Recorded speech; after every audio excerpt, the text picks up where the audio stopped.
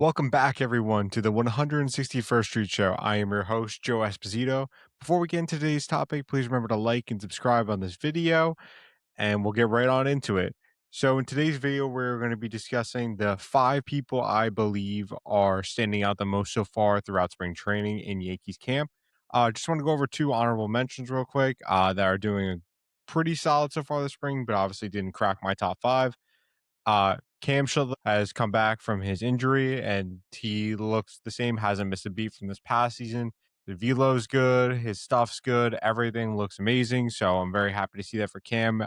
I saw reporters say that they expect him to possibly make the second start of the year. I think he'll be built up to about 75 pitches by then. So, obviously the Yankees really believe in Cam. So super excited to see him in the regular season. And I think he's ready to go from the looks of it. Also, want to give a shout out to someone I kind of blasted in the last video, Louis Seal. He looked poor in the beginning of spring training, was mimicking a lot of last year, too many walks, not enough whiffs, but bounced back really nicely. I think he had a poor starting today, I believe, but overall, he's looked pretty good. I think his ERA is a sub three prior to today, 15 strikeouts on 11 innings. So definitely looks like he will make the rotation out of camp. I definitely thought for a second there that there was an outside shot that one of the younger guys could possibly replace him, who are pitching a bit better than him. But I think the Yankees will give him at least the opportunity to break camp in the rotation and then kind of go from there. But hope he keeps it up. Hope he makes me eat my words. That would be the preferred option. I would much rather be wrong about this than right. So going into the number one person that I think has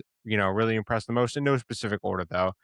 Jason Dominguez. Jason Dominguez slash line so far this spring is 371 average, 395 OBP, 688 slug, 1.080 OPS, and that comes with 3 home runs. So super encouraging from Jason. Obviously, he could have been, really in his head, really down based upon the situation that he's kind of presented with Giancarlo Stanton locking up the DH spot, and then obviously the Yankees bringing back Grisham and Bellinger to pair with Judge. So no definitive starting spot for Dominguez. I do believe he'll get some run, but unfortunately that might be 2 days, or the Yankees could just opt to, have him in AAA, as Brian Cashman hinted at towards the beginning of spring training, that they could have him start the season in AAA and probably come up if an injury happens to come up. Obviously, fingers crossed it doesn't. But Giancarlo Stanton, Ellinger, Grisham, Judge, they're all fairly older guys, and specifically, is very injury prone. So definitely have to be prepared for those situations. So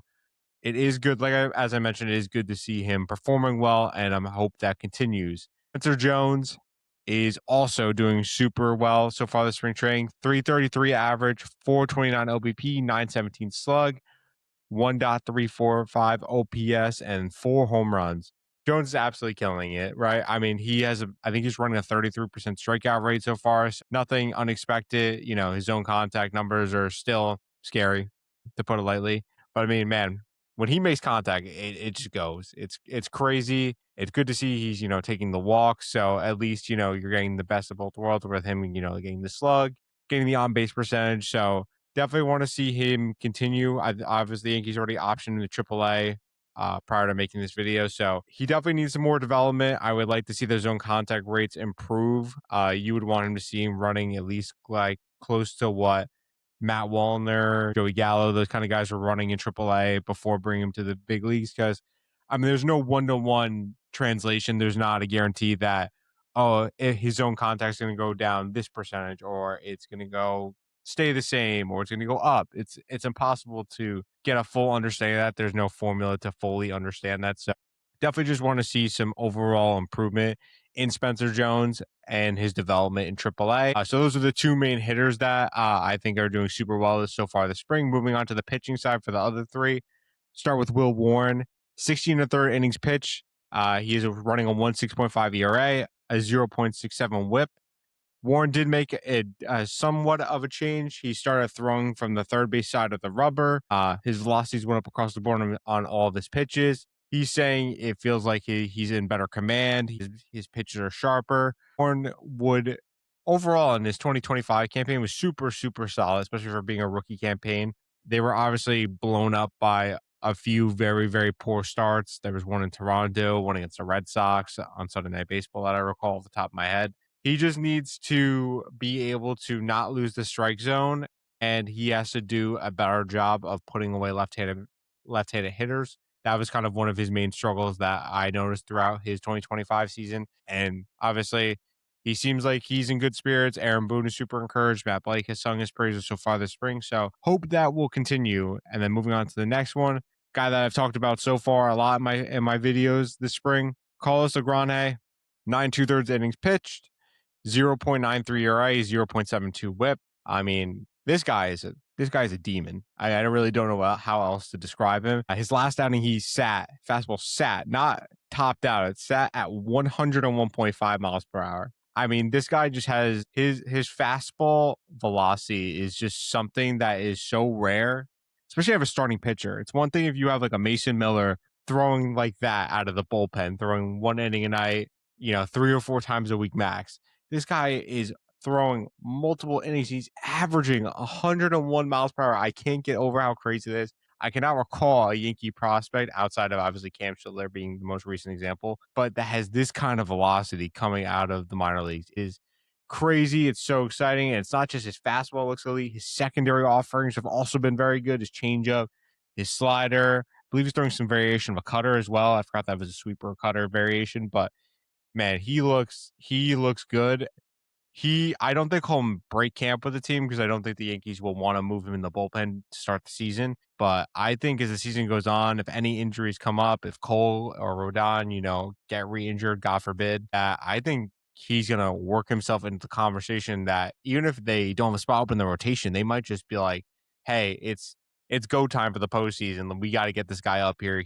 We got to put him in the pen because he's going to be a weapon for us in October." It's a very real possibility, and I'm super super excited to watch him progress throughout the season, see how he performs in AAA overall. And like I said, I think he has a very good chance of making the big league team at some point in the 2026 season. So I'm very very excited for him. Another guy, the last guy I will talk about, and I haven't seen too many people talk about him. I saw Brandon Cuddy actually write an article about him today, and that kind of got the idea popped in my head that, oh, like this is someone on their radar. Kervin Castro. So far this spring is 8 1/3 innings pitched, a 0 ERA and a 0.60 WHIP. Last season he had a 1.53 ERA in AAA for the Yankees in 47 innings. He had 52 strikeouts and he had a 51.2% ground ball rate. After his most recent outing, Aaron Boone said, Kervin has my attention. And hey, I see it. I mean, he has a good fastball, four seam, two seam cutter. He has looked obviously very, very good this spring. The Yankees added him to the 40-man roster after this prior season to protect him in the Rule 5 draft. So that really tells you everything you need to know. The organization felt the need to protect Kervin Castro because they feel like they have something with him. He's not a Yankee like drafted or signed out like internationally and developed. Kervin actually had been in the majors most recently in 2022 with the Giants and the Cubs. He was a converted pitcher. I forgot what position he played initially, but he's had Tommy John surgery twice in his career, once back in 2017 and most recently in 2023 when he was in the Astros organization, which caused him to miss the whole 2024 season. The Yankees picked him in the minor league Rule 5 draft. So obviously someone the organization is super high on. Like you think of a cause for comparison, both Harrison Cohen and Kervin Castro both had excellent AAA seasons. They protected Kervin, didn't protect Cohen for the Rule 5 draft. So that really tells you like all you need to know. This organization very clearly believes in him. He has Aaron Boone's attention, and essentially the Yankees have about, I would say, six bullpen slots like claimed, slotted in.